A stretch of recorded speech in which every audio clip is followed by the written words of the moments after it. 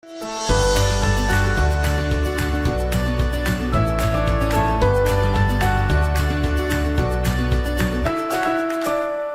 everyone, Mark Montgomery here, and it has been a crazy week in college admissions, at least in the college admissions news. The universities have started to report out all of their early decision statistics.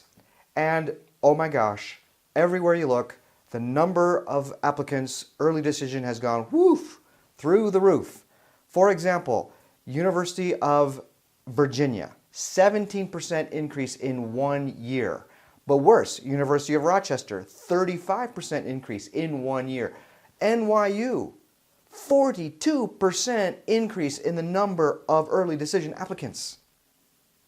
Oh my gosh. Okay, well, there are a few schools that lost ground. Williams, for example, the #1 liberal arts college, down 8%. Opportunity, maybe. And then there's Princeton, down 1%. I don't think that's really going to make it much easier to get into Princeton, but these are statistics, right? So what are these statistics telling us? So what does all of this mean anyway? Well, a lot of the people who are being interviewed for these articles are focusing on the issue of equity, and that possibly the rich are understanding this better and are applying in greater numbers to these top universities to try to get in. And this system of early decision tends to favor the affluent. Okay, well, there's not a lot of hard evidence there, but traditionally that's been the interpretation, that the early rounds do favor legacies, they favor athletes, and in some cases they will favor minorities, especially some of the students who are taken for full rides. They may actually get it in the early round too. But in any case, there's this debate going on as to who's being favored in the early rounds. Is it the rich? Well, not a lot of hard evidence, because the colleges don't have to share that information, and I'm telling you, they're not gonna. So we don't know exactly. The colleges are telling us, oh no, we're giving the same financial aid packages to everyone no matter when they apply. Okay. We hear a lot from admissions offices, and some of it's true and some of it is smoke and mirrors. But generally speaking, this is what the articles are focusing on, is this issue of equity. Definitely an issue in college admissions, don't want to gloss over it.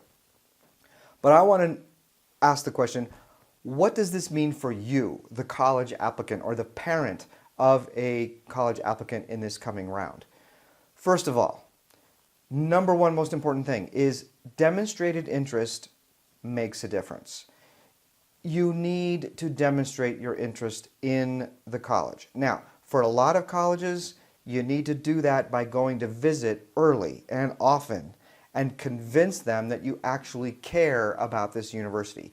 If for some reason you can't visit, you've got to create that sense that this college, University of Rochester, is really for you, because you are going to have a hard time getting through all that noise of a 35% increase in the number of applications. So you need to convince them that you love Rochester above all else, even in the early round, because it's just super important, super important. The other thing that I want to talk about is that this just illustrates the truism that I talk about all the time. And that is, this whole process is not about you, the applicant. It's all about the colleges. The way this is working, and the reason that University of Rochester and NYU and Notre Dame and everybody else has all this huge increase in the number of early decision applications is because that's what colleges want to do, because it's in their interest. And this has to do with the yield rate. And what they want to do is they want to raise the yield rate and lower the acceptance rate. Raise the yield rate, lower the acceptance rate. So the acceptance rate, of course, is the percentage of applicants who actually gets an offer. The yield rate is the percentage of students who get an offer who actually take that offer. For the early decision round, it is a 100% yield rate. pushing my yield rate through the roof. And so I want that because that makes me look like I'm a much more attractive, much more interesting college. Because if I can move that yield rate up, everybody loves me. So again, the demonstrated interest is super important. Obviously, if you've already applied early decision, you're demonstrating your interest. But I'm not sure you really go here because you love me. But anyway, the issue is this.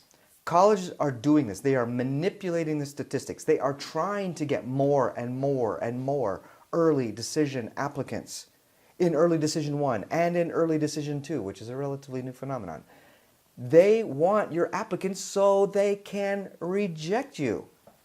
So what do colleges want? They want a higher yield rate, and the more of their class they can accept in the early round, the better they can do two things. They can jack up their yield rate and they can drive down their acceptance rate. This is all about them, folks.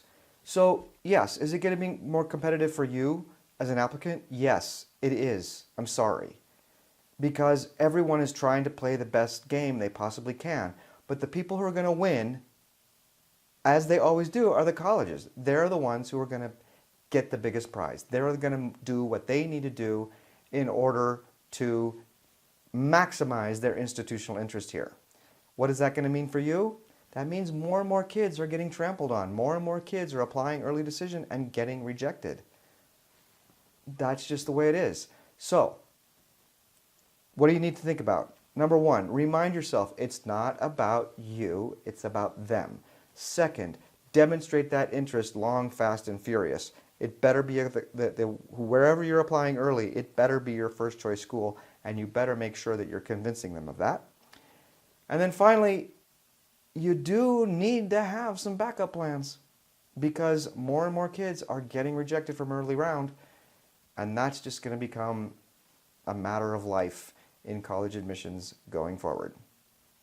So, with that really cheery conclusion, I'm signing off. See you on another video.